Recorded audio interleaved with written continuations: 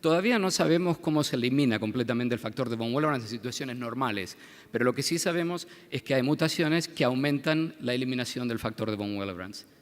Y eso es lo que ahora denominamos el tipo 1C, y el C es por clearance. ¿Cuáles son las variantes cualitativas entonces? Si uno vuelve al mismo esquema que pusimos antes. Y recuerden que entonces se está produciendo la hemostasia normal aquí.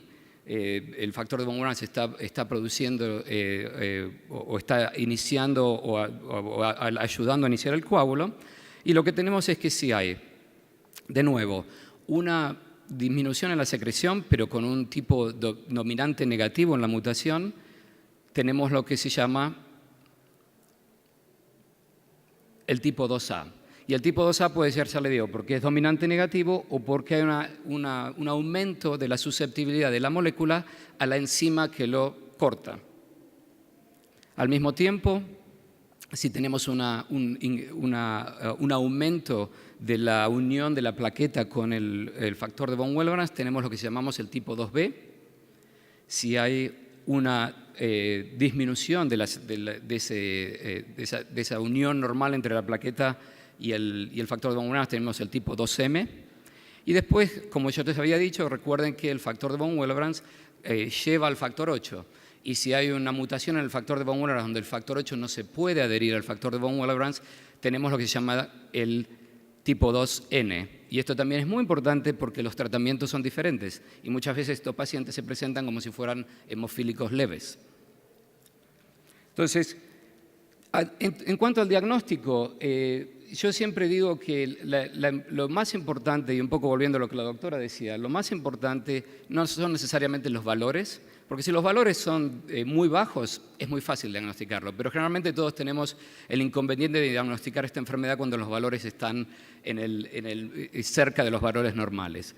Por eso yo siempre digo que la importancia de sangrado personal es importante. Es decir, muchas veces en Estados Unidos se diagnostican pacientes con un factor de von Willebrand de 45, por ejemplo, que tienen con el tipo 1 de von Willebrand, pero el paciente nunca sangró. Entonces, el fenotipo de ese paciente no es una enfermedad. Será un factor de riesgo, a lo mejor para una cirugía y demás, pero el paciente no tiene tipo 1 si nunca sangró en su vida. Entonces, eso es muy importante. La mayoría de los casos son autosomal dominantes y entonces es importante la historia de la familia. Y lo que se está tratando de hacer ahora a nivel de la internacional de hemostasia y trombosis, a nivel en Estados Unidos también, es tratar de designar o de diseñar cuestionarios o herramientas que nos permitan entender quiénes son los pacientes que sangran más. Y eso todavía no está en el prime time, o sea que vamos a tener que esperar. ¿Cuáles son las cosas que nosotros hacemos para el screening de los laboratorios? Generalmente, si viene un paciente con hemorragia mucocutánea, nosotros pedimos un CBC para ver las plaquetas, un PT, un PTT, el bleeding time y el PFA 100. El bleeding time casi no se usa más en Estados Unidos, no sé si se usará en México, pero porque es muy inespecífico y muy insensible. Y el PFA 100, que también es muy popular allá, probablemente es tan insensible y tan inespecífico como el bleeding time. O sea que, en general, yo no los uso. Pero ya les digo, si ustedes van a un meeting como este en Estados Unidos, habrá 100, 200 personas aquí, va a haber 100, 200 opiniones diferentes. O sea, depende de quién esté en el podio, es la opinión que le van a dar. Pero en general lo que les diría es lo siguiente, y hay datos para esto, que el KPTT o el PTT, la mayoría de las veces es normal, a no ser que el factor 8 sea muy bajo. La cuenta plaquetaria no es predictiva ni diagnóstica, pero puede ayudar porque los tipos 2B generalmente tienen bajas plaquetas. Y como dije antes, el bleeding time y el PFA 100 no son sensibles o específicos suficientes para la enfermedad de von Willebrand. ¿Cuáles son los laboratorios que usamos entonces? Los laboratorios que usamos son la medición del antígeno, la medición funcional de la molécula por el factor de ristocetina y el factor 8. Eso es lo que generalmente pedimos al principio. No todo el mundo pide análisis de los múltiplos. Nosotros, porque tenemos la habilidad de hacerlos en nuestros laboratorios, los hacemos siempre. Pero no es necesariamente algo que se tiene que hacer y podemos discutir eso en las preguntas. Entonces, los test adicionales para diferenciar los diferentes subtipos, hacemos una aglutinación plaquetaria con baja concentración de ristocetina, que lo que hace generalmente es determinar esas mutaciones que tienen, la plaqueta tiene una avidez o una avidez por el factor de von Willebrand. Hacemos collagen binding assay o estudios de colágeno y también el factor 8 y el propéptido. Y ahora les muestro cómo lo usamos. Entonces, si por ejemplo volvemos a nuestro esquema, ustedes ven que las variantes cuantitativas que generalmente son producidas por secreción disminuida, va a tener los multímeros normales, el antígeno, la ristocetina y el factor 8 bajos, pero el ratio de entre el antígeno y la ristocetina, o entre la ristocetina y el antígeno, es cercano a 1, porque los dos están bajos generalmente. En el tipo 3 todo está muy bajo y los multímeros están ausentes. En el tipo 1C, que es esta nueva variante que estábamos describiendo, generalmente lo que uno tiene en esto es que los multímeros, y no sabemos todavía por qué, son mucho más grandes los de alto peso molecular, pero al mismo tiempo, como yo les había dicho, el propéptido se secreta en una concentración equimolar con la molécula madura del von Willebrand factor. Entonces lo que podemos hacer es un ratio entre el propéptido y la molécula madura y podemos ver si hay un increased clearance de esta molécula cuando el propéptido está mucho más aumentado que la molécula madura. Entonces tenemos maneras de ver eso y eso es importante para el tratamiento. Ahora vamos a ver por qué.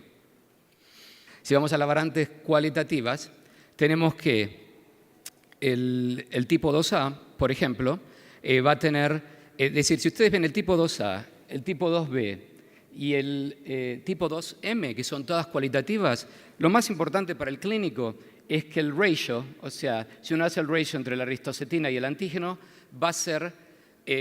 no va a ser de 1, porque la ristocetina va a estar mucho más baja comparada con el antígeno. Entonces, si el ratio es de 0.5, 0.6, nosotros en general pensamos que estamos en presencia de una variante cualitativa. La ristocetina está mucho más baja que el antígeno. Entonces, cuando uno hace el ratio entre la ristocetina y el antígeno, ya no es 1 como el tipo 1, sino que va a ser de 0.5 más o menos.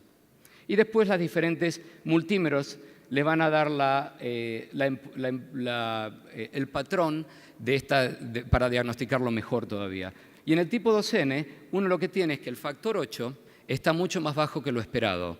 ¿Y por qué es eso? Porque recuerden que cuando el factor de von Willebrand no puede llevar al factor 8, no lo protege de su proteólisis, el factor 8 se elimina de la circulación mucho más rápido. ¿Okay? Entonces, si un paciente viene a la clínica y con sangrado mucocutáneo y tenemos una alta sospecha de que el paciente tiene enfermedad de von Willebrand, generalmente esto es lo que hacemos. Obviamente no para todos los pacientes, pero hacemos no solamente los métodos de screening, pero también medimos los valores de von Willebrand factor.